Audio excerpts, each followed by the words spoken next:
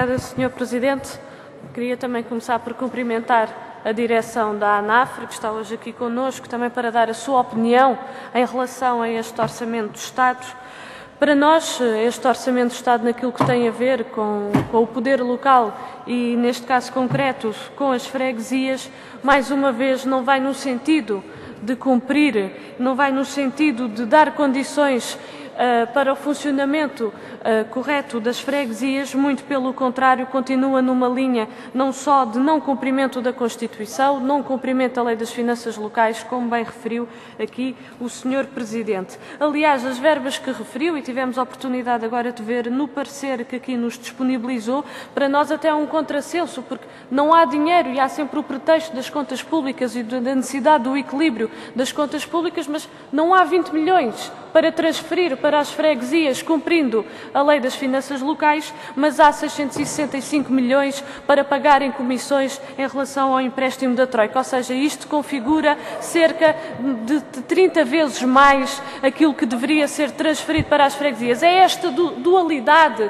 de critérios e é esta injustiça que estamos aqui a ver que não está a ser cumprida, remetendo e limitando aquilo que é a intervenção das próprias freguesias a nível local, com consequências naturalmente nas populações, que coloca-se aqui também, e todos valorizam, incluindo os partidos que suportam o Governo, valorizam a intervenção das freguesias. E bem, nós também valorizamos porque efetivamente as freguesias desempenham um papel essencial junto das populações e em cumprimento também daquilo que são as suas funções, indo muito para além disso.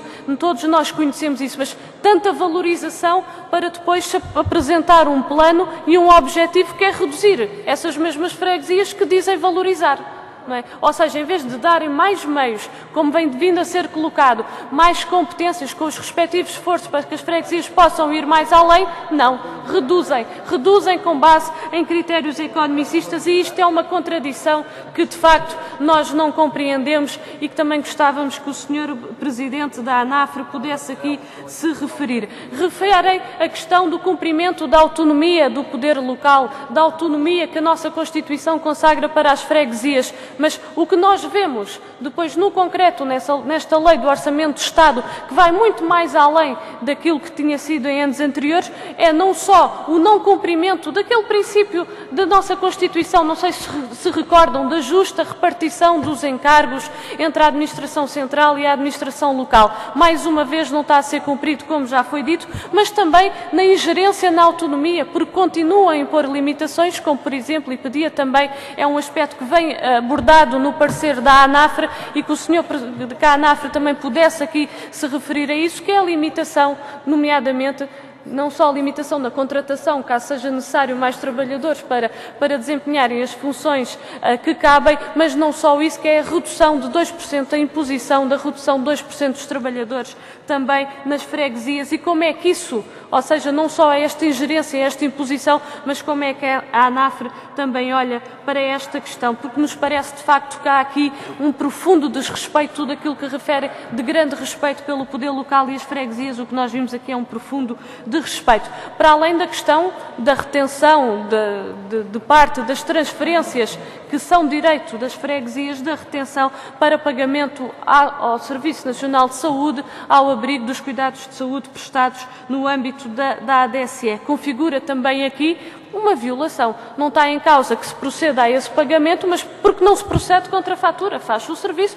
envia-se a fatura para os serviços pagar e não reter à partida um valor que não sabe se no ano seguinte vai ser esse ou se vai ser menor, podendo até vir a ser superior. Mas não nos parece de facto correto que seja esta a forma de relação que deve existir entre a Administração Central e a Administração Local. Sr. Presidente, queria ainda colocar-lhe uma última questão. Se, e como nós entendemos, as freguesias não contribuíram para a situação em que se encontram as contas públicas, sem sombra de dúvidas, se o peso daquilo que são as transferências do Orçamento do Estado para as freguesias é muito baixo, ou seja, não tem significado no total daquilo que é o orçamento de Estado. Se é considerado e reconhecido por todos que as freguesias, de facto, são um poder local mais próximo, ou o poder mais próximo das populações, que desempenham funções essenciais e que estão sempre disponíveis para resolver aqueles que são os problemas das próprias populações, como é que entende, ou que motivos é que acha para que se proceda a este conjunto de medidas, não só dos cortes sucessivos nas transferências do Orçamento de Estado para as freguesias, mas mais que isto, desta intenção, quer da Troika Nacional, quer da Troika Internacional, para reduzir este poder local e reduzir as freguesias. E há aqui uma coisa que nós também concordamos com a ANAFRE, que é o seguinte: de facto, esta chama-se reorganização administrativa, a um processo que de reorganização administrativa, de reorganização do território não tem nada, porque o único objetivo que a gente lá vê é extinguir freguesias a régua e esquadro. Não vemos pensar o território na questão da regionalização e de podermos, de facto, ser uma reorganização administrativa que vá de baixo para cima, que responda e que seja motivada pelos interesses das populações. Não, é uma reorganização administrativa. Pelo contrário, não é reorganização administrativa, é uma imposição de cima para baixo, de extinção de freguesias, sem ter em conta aquilo que são a organização das populações. Por isso, no nosso ponto de vista, mais do que objetivos economicistas, estou mesmo a terminar, Sr. Presidente, mais do que objetivos economicistas presentes e que estão subjacentes nesta proposta, estão objetivos de subversão e de destruição do poder local democrático. Sr. Presidente, obrigada.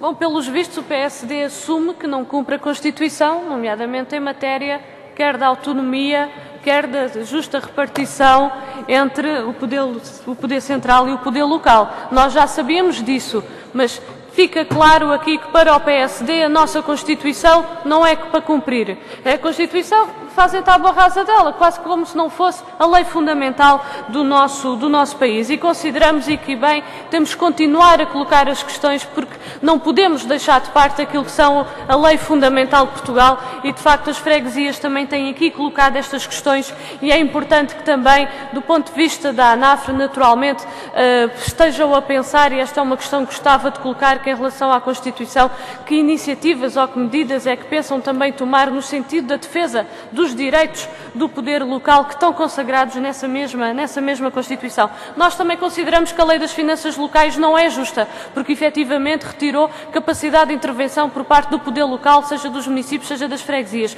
Mas a verdade é que nem mesmo essa injustiça, quer o governo do PS, quer o governo do PSD e CDS, ainda transferem menos que aquilo que a Lei das Finanças Locais previa. Ou seja, as transferências ainda ficam aquém do que estava previsto, como está demonstrado aqui nos mapas que nos foram dados hoje pela Associação, pela ANAFRE.